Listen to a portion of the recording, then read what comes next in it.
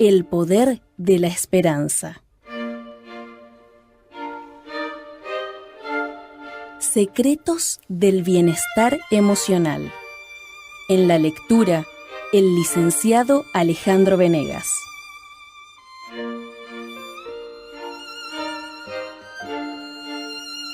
Capítulo 10. El poder de la esperanza.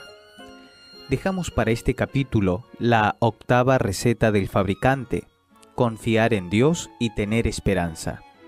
Pero, ¿esta medicina realmente funciona? ¿La religión hace algún bien real en la vida de quienes la practican? El psiquiatra Harold Koenig, de la Universidad de Duke, en los Estados Unidos, es uno de los científicos que han estado investigando la relación entre religión y salud. Según él, no hay efecto alguno en decir que se es espiritual y no hacer nada. Para disfrutar de los beneficios de la religión, debemos estar comprometidos con ella.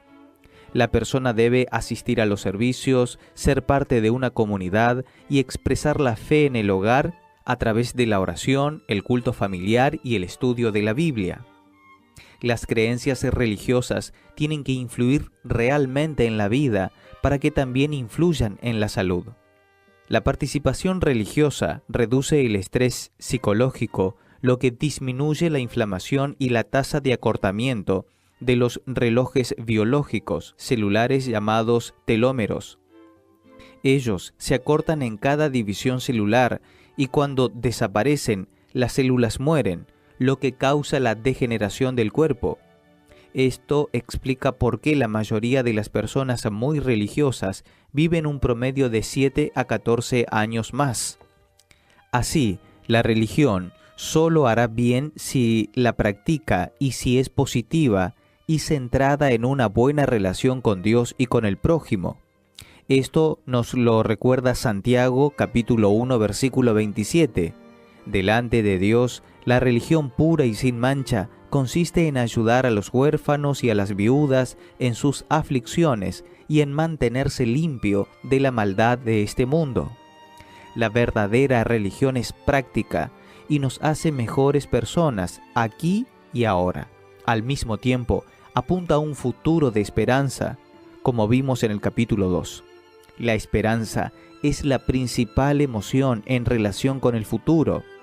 Esta cualidad, junto con el optimismo y la capacidad para mantener buenas relaciones, es la mejor prevención contra las enfermedades mentales. La esperanza nos da resistencia a los golpes. Cuando ocurre un desastre natural o una desgracia personal, quienes creen firmemente que hay una solución experimentan una medida adicional de fuerzas para recuperarse de las pérdidas materiales y de su propio abatimiento. Explicaba el psicólogo Viktor Frankl que casi todos los sobrevivientes de los campos de concentración nazis se salvaron porque mantuvieron hasta el final la esperanza de ser liberados, porque no aceptaron el pensamiento de que era el final de sus días y se concentraron en la esperanza de ser liberados algún día de ese infierno.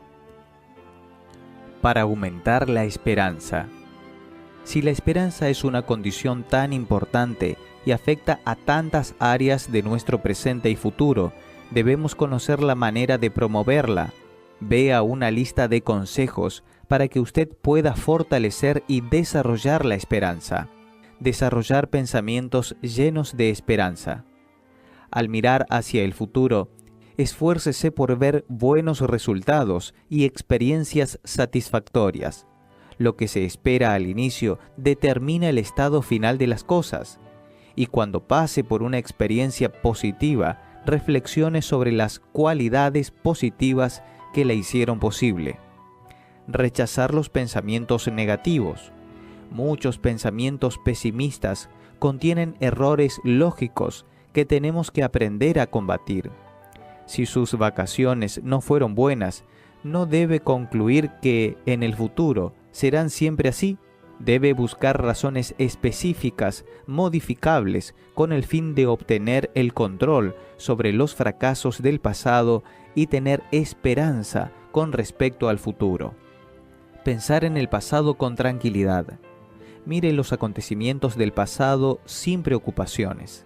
Concéntrese especialmente en las cosas agradables y muestre gratitud y aprecio por su experiencia de vida. Al hacer esto, verá el futuro de manera más feliz, pues hay suficientes bendiciones en el pasado como para mirar el futuro con esperanza. Cambiar la rutina. Cuando la desesperanza abrume, cambie la rutina de alguna manera. Busque un lugar apartado, respire otro aire y distráigase con otras cosas. Invite a conversar a un amigo que no ha visto hace muchos años. Escuche una nueva canción. Y si no guarda el sábado, ¿qué tal comenzar? Estas variaciones renovarán su espíritu hasta el punto de poder mirar el futuro con esperanza. Cultivar el optimismo. La esperanza y el optimismo están estrechamente vinculados. Hay dos maneras de interpretar un mismo hecho. 1. Probablemente este dolor de cabeza esté relacionado con un tumor. 2. Probablemente este dolor de cabeza no sea nada. En ausencia de datos precisos, es mejor optar por la segunda forma de pensar. Todo tiene lados positivos y negativos. Tenga en cuenta ambos, evalúe la situación y reúna toda la información disponible. Luego, siéntase satisfecho con el lado positivo y disfrute de los resultados. Leer y meditar. Tenga consigo buenos libros, libros que tengan contenido elevado y lecciones de sabiduría profunda. Medite en ellos y encontrará la calma y la fuerza para revitalizar su esperanza. Los evangelios y los libros de Salmos y Proverbios poseen textos inspirados que han sido de apoyo y orientación para fortalecer la esperanza de un sinnúmero de personas. Buscar un buen círculo social. La esperanza se ve reforzada por la presencia de personas esperanzadoras y positivas. Esto ejerce una acción beneficiosa. Trate de estar en compañía de los que tienen esperanza y hágase amigo de esas personas. Use su tiempo en compañía de personas de bien. Ofrezca su ayuda en lo que pueda y será bien recibido y se sentirá más seguro. Transmitir ánimo y esperanza a los demás. Parte de su crecimiento personal consiste en reflejar sobre otros su propia influencia positiva. Al hablar con alguien que está pasando por una situación difícil, anímelo y ayúdelo a escapar de la desesperación. Dirija su atención a otras cosas, agradables o neutras, hasta que pase la tormenta. Cuidar de su bienestar físico. Mantenerse en forma saludable y satisfecho son condiciones para afrontar el futuro con esperanza. Cuide su salud conscientemente para que sus pensamientos estén siempre llenos de esperanza. Ponga en práctica los consejos que ha aprendido en el capítulo anterior. Esperanza religiosa. Además de ser una actitud positiva hacia el futuro y fuente de salud mental, la esperanza está estrechamente relacionada con la fe religiosa. La mayoría de las religiones se basa en la esperanza o tiene un fuerte componente de ella. Para el creyente, la esperanza es un don de Dios que une el pasado con el presente y el futuro para proporcionar un final feliz y definitivo. Anote las características más sobresalientes de la esperanza en el contexto religioso. Se refiere a la esperanza de la salvación. La esperanza religiosa ofrece la solución definitiva al problema del sufrimiento. La salvación eterna se consigue de acuerdo con el plan establecido por Dios mismo, la esperanza de la vida eterna, la cual Dios, que no miente, prometió desde antes del principio de los siglos. Tito, capítulo 1, versículo 2. Es esencial para la supervivencia. En un mundo lleno de injusticia y sufrimiento, necesitamos encontrar refugio en las palabras del salmista, quien ofrece la esperanza en Dios como un medio de sustento vital. Yo estoy seguro, Señor, que he de ver tu bondad en esta tierra de los vivientes.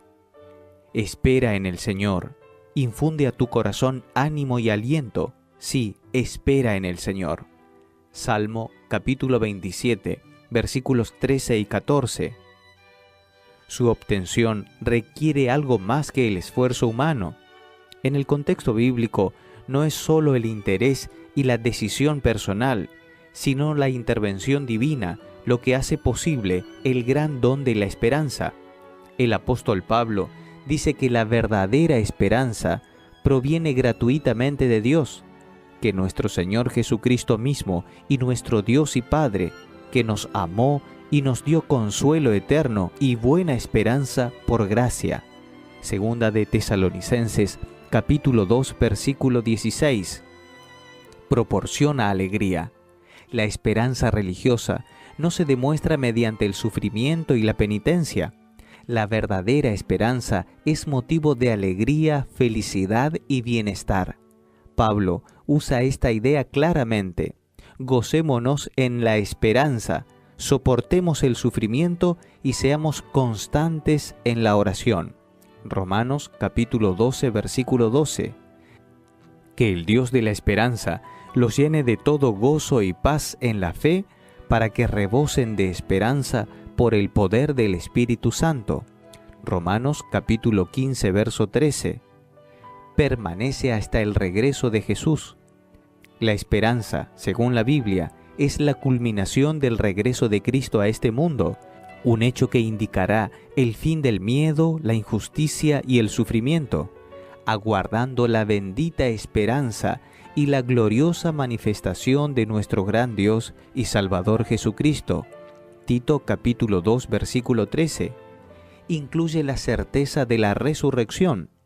La esperanza cristiana anima al creyente a saber que un día resucitará para salvación eterna. Hermanos, no queremos que ustedes se queden sin saber lo que pasará con los que ya han muerto, ni que se pongan tristes como los que no tienen esperanza.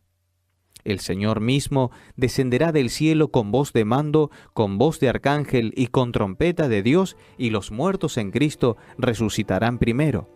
Primera de Tesalonicenses, capítulo 4, versículos 13 y 16. Se centra en una recompensa perfecta y eterna.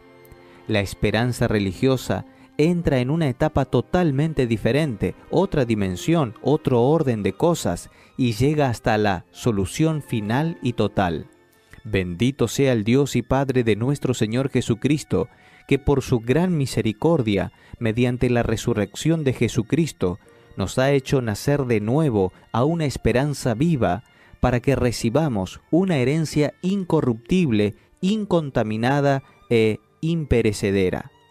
Esta herencia les está reservada en los cielos.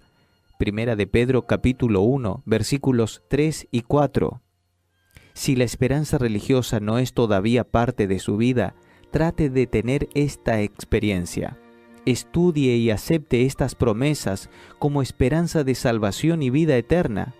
Esta aceptación le proporcionará cambios que darán más sentido a su experiencia y una esperanza mucho más completa. Restauración. El padre de Ronald Mallet murió cuando él tenía solo 10 años de edad. La causa fue un ataque al corazón como consecuencia del consumo de tabaco. Debido a esto, Mallet, todavía un niño, decidió que iba a viajar en el tiempo para salvar a su padre. Más tarde, se convirtió en físico. Estudió por años en la línea de lo que se consideraba una posibilidad real. En 1973, con 28 años, recibió un doctorado de la Universidad Estatal de Pensilvania. Fue galardonado por su excelencia en la enseñanza y se convirtió en un profesor de física en la Universidad de Connecticut, siendo apoyado en su investigación por científicos como Stephen Hawking y Michio Kaku. El mayor problema en el plan de Mallet era una paradoja complicada.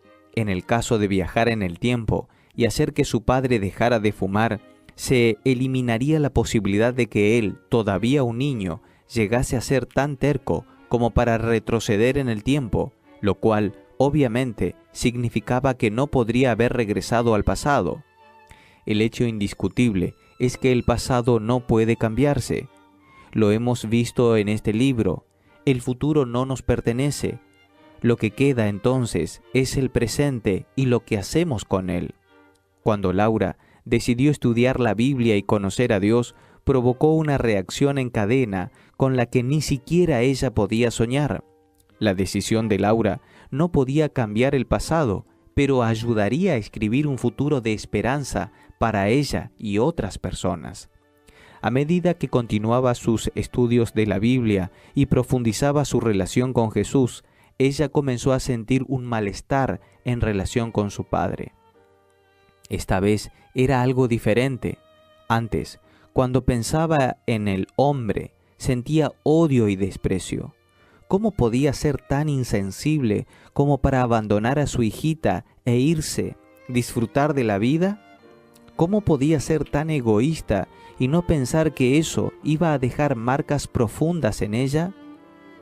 Si no hubiese abandonado a la familia, tal vez la madre de Laura aún viviría, pues no estaría enferma de tanto trabajar para mantener a ambas. La niña asustada no habría sido criada por una tía lejana, ni se habría hundido en los libros y en la carrera con el fin de reprimir el llanto del alma.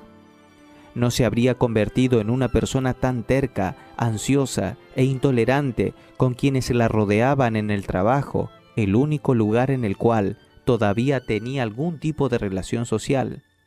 Si el padre no la hubiese abandonado, sin duda, no habría desarrollado una aversión hacia los hombres, y hoy podría tener su propia familia, esposo y tal vez hijos. Laura no podía cambiar nada de eso, pero algo podía hacer: perdonar a su padre y conciliarse con su pasado. Meses antes de descubrir lo que estaba descubriendo, esto sería imposible. Pero a partir de los estudios bíblicos, ahora las cosas eran diferentes. Ella era diferente. ¿Acaso no había recibido a su hijo de vuelta el padre del hijo pródigo? Entonces, ¿qué decir de los padres pródigos? ¿No merecen también el perdón? Tenía que hacerlo, por ella y por él. Este sería el primer milagro de una reacción en cadena. Cuando atravesó la puerta de la casa de reposo, Laura sintió un escalofrío a través de su columna vertebral. El corazón se aceleró y las manos le comenzaron a sudar. ¿Tendría fuerzas? Habían pasado muchos años desde la última vez que trató sin éxito de entrar a ese lugar. Con pasos lentos, ella entró en una habitación y se fue acercando a un señor de cabellos blancos, cuerpo encorvado, sentado en una silla de ruedas, con la mirada perdida a través de una ventana. Estaba de espaldas a ella y no se dio cuenta de su proximidad. Laura se percató de cuán delgado estaba, con la piel casi pegada a los huesos debido al avance del cáncer, una sombra de lo que había sido. Laura hizo una oración en silencio, reunió todas sus fuerzas y dijo casi en un susurro: «Papá». Esa palabra, esa voz, ¿cuánto tiempo hacía que no la oía? Carlos se esforzó para girar la silla de ruedas y miró directamente a los ojos de la mujer que tenía delante. «Hija, ¿eres tú misma? ¿Viniste?». Las lágrimas comenzaron a fluir simultáneamente desde los ojos de ambos. No lo vas a creer. En este momento estaba mirando al cielo y me decía a mí mismo: «Dios, sí existes. Dame una prueba de ello. Por favor, tráeme a mi hija aquí antes de que muera. Necesito pedirle perdón a ella. Necesito». La voz se quebró. El hombre conocido alguna vez como Carloso, por su fuerza, estatura y determinación, en ese momento parecía un niño indefenso. El padre pródigo estaba humillado, hecho un guiñapo, destruido. Se había hecho pródigo y había perdido lo que era más importante. ¿Qué haría el Padre Celestial en mi lugar? Este fue el pensamiento de Laura, y ella no esperó más. De un salto, cruzó la distancia que la separaba de su padre y lo abrazó con fuerza, largamente, mientras lágrimas y más lágrimas bañaban su rostro. Papá, Dios existe y solo Él cumplió con tu pedido. Te perdono. Ese fue el segundo milagro. Pero la historia no termina aquí. Cuando Laura fue a trabajar el lunes, todo el mundo pudo ver que había algo diferente. Para empezar, ella entró en la oficina sonriendo y dio los buenos días a todos. Luego, procedió a llamar uno por uno a su oficina. Al principio, nadie entendía nada. Luego llegó el turno de él. «Siéntese, Pablo. ¿Todo bien con usted?» Pablo se sentó lentamente en la silla, frente de Laura, evaluando cada expresión de su rostro y pensó, ¿estará enferma? ¿Habrá enloquecido de una vez por todas? Sé que usted y los demás habrán encontrado todo esto muy extraño. Por lo tanto, decidí hablar con cada uno de ustedes individualmente, no en mi condición de supervisora, sino en la de ser humano. Pablo permanecía en silencio, casi sin parpadear. Antes que nada, quiero pedirle perdón. En los últimos meses, impulsada por mi ansiedad y pensando solo en los resultados de la compañía, terminé oprimiendo a todos ustedes. Creo que transformé sus vidas en un verdadero infierno. Pablo se aseguró de no balancear la cabeza como asintiendo. Pero sucedió algo maravilloso en mi vida, que cambió completamente mi perspectiva. Parecerá extraño, pero es la pura verdad. No puedo decir otra cosa. Tuve un encuentro personal con Jesús. Él me perdonó, me ayudó a perdonar a mi padre, a dejar mi pasado en el pasado y a mirar hacia el futuro con esperanza. Laura tomó su Biblia con las dos manos y continuó. Fue el estudio de este libro el que ajustó el enfoque de mi vida y me hizo ver que podía y debía ser otra persona. Las personas son infinitamente más importantes que las cosas y los números.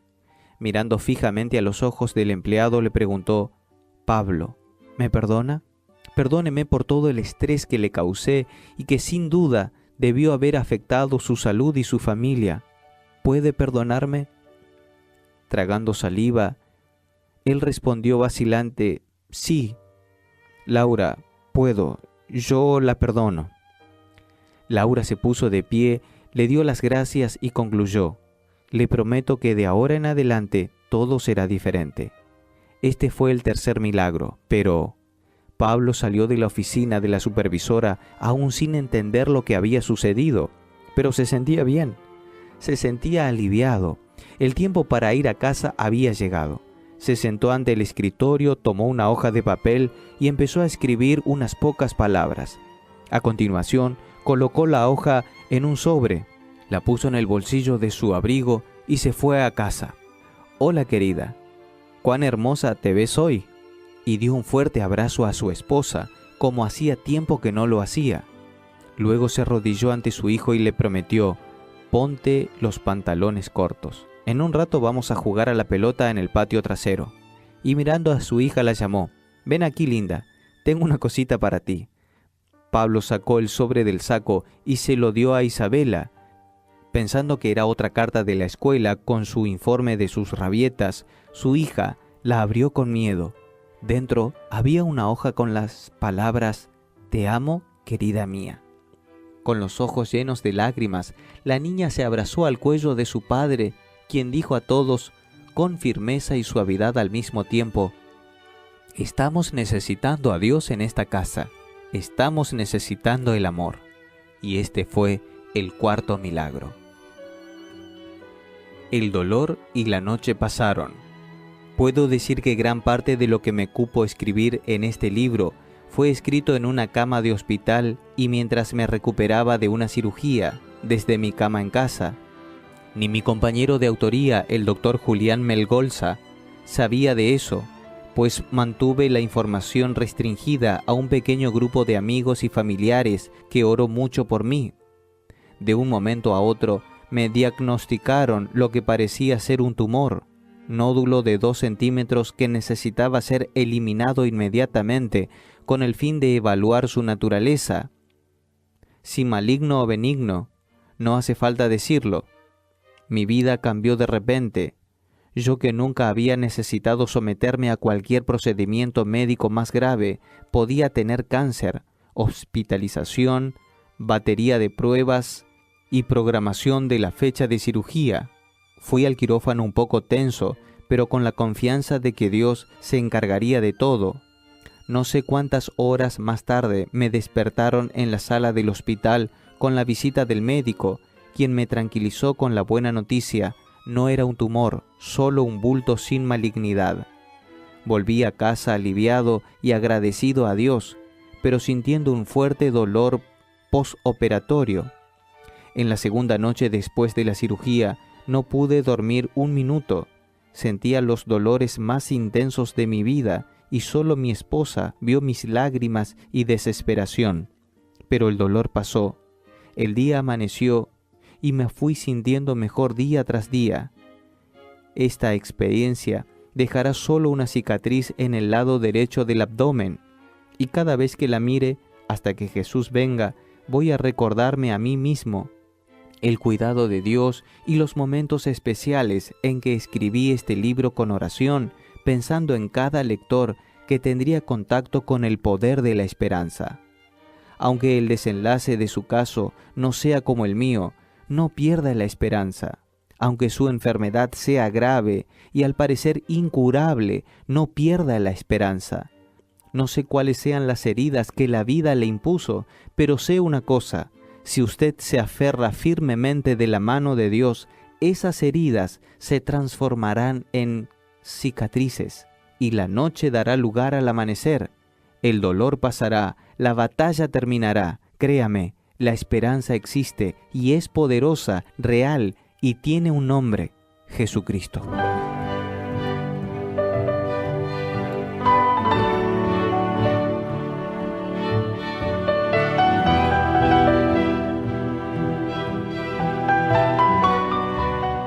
Esto fue El poder de la esperanza. Lectura de Alejandro Venegas, sobre textos de Julián Melgoza y Michelson Borges.